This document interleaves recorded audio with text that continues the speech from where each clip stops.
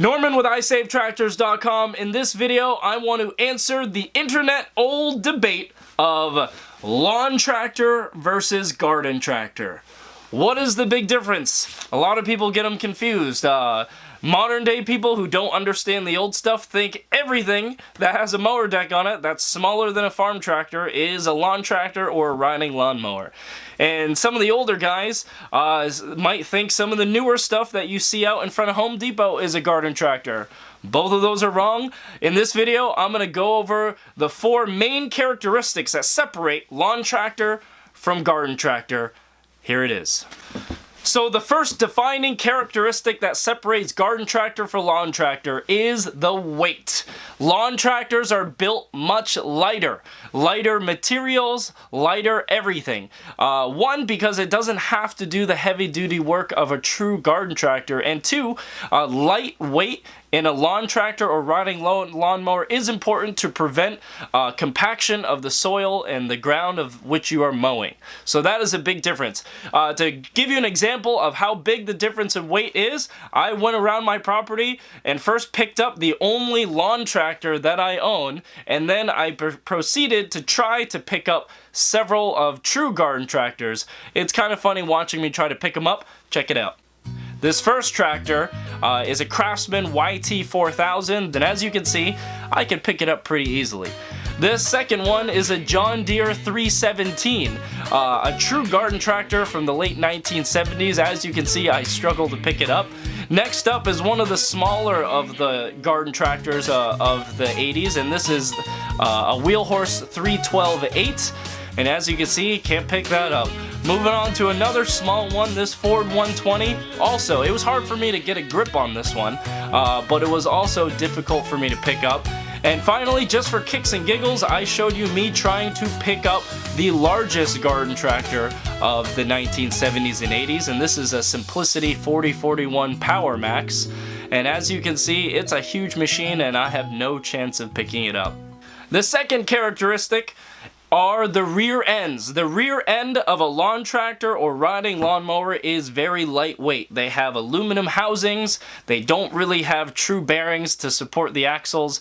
And as you can see, they're pretty puny. There's not much to them. The gear ratios aren't as high.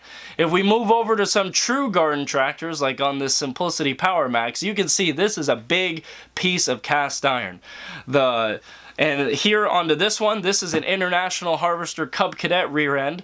You can see the bull gear here. It is a huge gear. There is a great gear reduction in this rear end transaxle that gives it a higher amount of torque that is available to the tractor to pull really heavy stuff.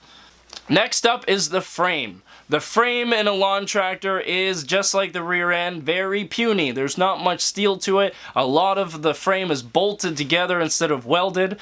The frame in a lawn tractor or riding lawnmower is merely there to support the engine and the rider. It is not meant for any true extreme stresses that could come upon it, unlike a garden tractor. Check out the frame on these garden tractors. This frame is from a John Deere 400. It is big, it is thick, it is wide. The wider the steel is, it flexes a lot less when it's driving across a linear plane pulling a really heavy load. The frame in this Bohlins is nice and beefy. All these frames are built extra tough. Lastly, the fourth characteristic are the connection points. A tractor's main job is to pull stuff, and where you connect your pulling implement to the tractor is very important. In this lawn tractor, in this Craftsman YT4000, you can see the connection point is a piece of thin steel that they reinforce by giving the steel some little curves and bends into it. But still, the attachment point is a part of the frame and it is very thin steel. It's only meant to pull other wheeled objects across the yard. If you look at these garden tractors, like this Bohlins or the Simplicity Power Max, the connection points are to the cast iron rear ends themselves. This provides the strongest connection between the power source, which is the rear end, and the implement. Garden tractors are not just meant to pull wheeled trailers, they're meant to pull things through the ground, and they're meant to push things through the ground. So we need a really strong connection point for those purposes, and that's where a garden tractor truly shines. So those are the 4 characteristics that help you separate a garden tractor from a lawn tractor. First thing is a garden tractor is heavy. A lawn tractor or riding lawnmower is not.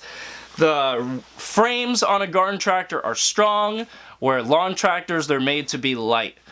The rear end on a garden tractor is big and it's tough, where the lawn tractor is small and light. And lastly, the connection points for a garden tractor are true. They're strong, they're made out of cast iron, they're typically connected directly to the rear end, where the lawn tractor, it is not.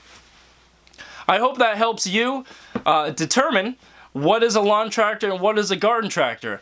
I hope if you're deciding what to do with your first home or your rural property, if you're trying to decide what kind of tractor to get, I think you should get an old garden tractor, fix it up, build a bunch of cool things for it, and use it on your property just like we do.